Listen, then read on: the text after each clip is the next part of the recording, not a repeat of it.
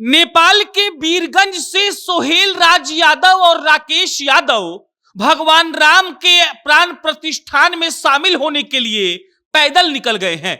नेपाल से दो भाई पैदल इसलिए निकल गए हैं क्योंकि उनका मानना है कि पैदल जाकर वो थोड़ा कष्ट सहेंगे और भगवान राम का जो मंदिर का उद्घाटन होगा, प्राण प्रतिष्ठान होगा, वो उसमें शामिल होंगे। सोहेल राज यादव और जो राकेश यादव हैं, ये दोनों अपने सगे भाई हैं और ये लोग नेपाल के वीरगंज में रहते हैं।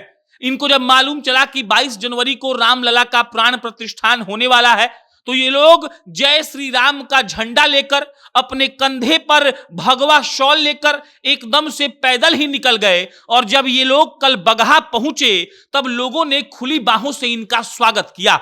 जो ये दोनों भाई हैं, राकेश यादव और सोहेल राज यादव, ये कहते हैं कि हम लोग रोज 30 किलोमीटर चलते हैं और 30 किलोमीटर चलने के बाद हम लोग उस दिन आराम कर लेते हैं।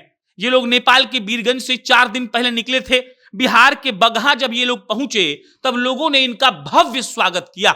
ये कह रहे थे कि रास्ते में इनको जो मिल रहा है वो उनको पानी दे रहा है और खाना दे रहा है। जहां शाम होती है, वहां के सारे घरों के दरवाजे सोहेल राज यादव और राकेश यादव के लिए खोल दिए जाते हैं। कोई इनसे कुछ भी सवाल नहीं पूछता है, किसी को भी इनसे चोरी चकारी का डर नहीं होता है। और वो दोनों भाई बड़े गर्व से कहते हैं कि ऐसा इसीलिए हो रहा है क्योंकि वो लोग भगवान राम के प्राण प्रतिष्ठान में शामिल होने अयोध्या जा रहे हैं। दोनों भाई ऐसे समय पर निकले हैं कि 21 जनवरी को शाम तक ये लोग आराम से अयोध्या पहुंच जाएंगे। ये लोग रोज 30 किलोमीटर चलते हैं। खाने पीने का कोई सामान ये लोग अपने साथ लेकर नहीं चल रहे हैं। रास्ते में जो इनको मिल रहा है वो इनको खाना दे रहा है, पानी दे रहा है। कई लोग तो इनका पांव दबाते हैं, इनका पांव धोते भी हैं। और ये सब देखकर राकेश यादव और सोहेल राज यादव प्रसन्न हो जाते हैं।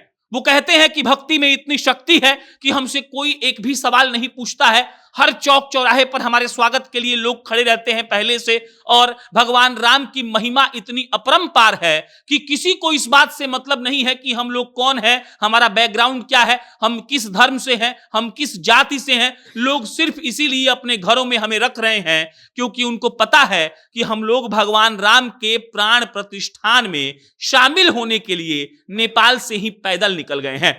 सिर्फ यही दोनों भाई नहीं, कलकत्ता से भी 2 लोग निकले हैं अयोध्या के लिए पैदल। और सिर्फ यही नहीं, नेपाल से तो भर भर कर सोना, चांदी, फल, प्रसाद जा रहा है। कहा जाता है कि वो उनका ससुराल है और ससुराल वाले अपने दामाद के लिए भर भर कर ठेकुआ, खजूर, मलाई, पकवान भेज रहे हैं। और उनका मानना है कि देखिए, हम लोग कुछ भी करें या ना करें, लेकिन अपने दामाद को इज्जत देते हैं और उसी दामाद के लिए सब कुछ हो रहा है।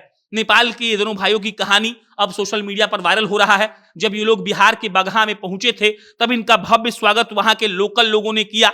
एकदम से ऐसा स्वागत हुआ कि दोनों भाई भाव विभोर हो उठे। उनको लग रहा था कि देखिए कितना बड़ा काम वो लोग कर रहे हैं। और वाकई में अगर देखा जाए तो वो लोग बड़ा काम कर भी रहे हैं।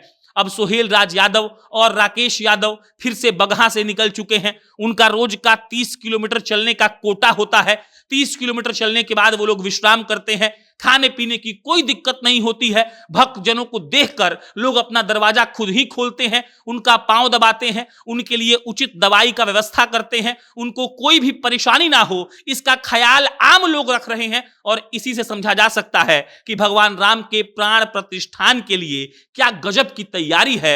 और जो भी लोग इस भक्ति में डूबे हुए हैं, उनका क्या गजब का एक तरीके से सेवा हो रहा है। उनसे कोई कुछ पूछता नहीं है, बाकायदा प्रेम देता है, खाने पीने का सामान देता है और खुश होता है कि देखिए, भगवान के भक्ति के लिए दूसरे देश से लोग पैदल चलकर यूपी के अयोध्या पहुंच रहे हैं, जहां रामलला का भव्य मंदिर बन रहा है, जहां 22 जनवरी को प्रधानमंत्री मोदी के हाथों वहां का प्राण प्रतिष्ठान होगा। और हजारों लोगों की ऐसी कहानियां हैं जिन्होंने कोई मौन व्रत रखा हुआ है, कोई पैदल चल रहा है, कोई कुछ खाया नहीं है, किसी ने चप्पल त्याग दिया है कई 100 सालों से। और इन तमाम लोगों की कहानियां आप सोशल मीडिया पर वायरल हो रही हैं और वही हम आपको सुना रहे हैं। बाकी इस पर कोई अपडेट आएगा तो आपको हम बताएंगे। आपका क्या विचार है कमेंट बॉक्स में लिख के बताइएगा। बहुत बहुत धन्यवाद।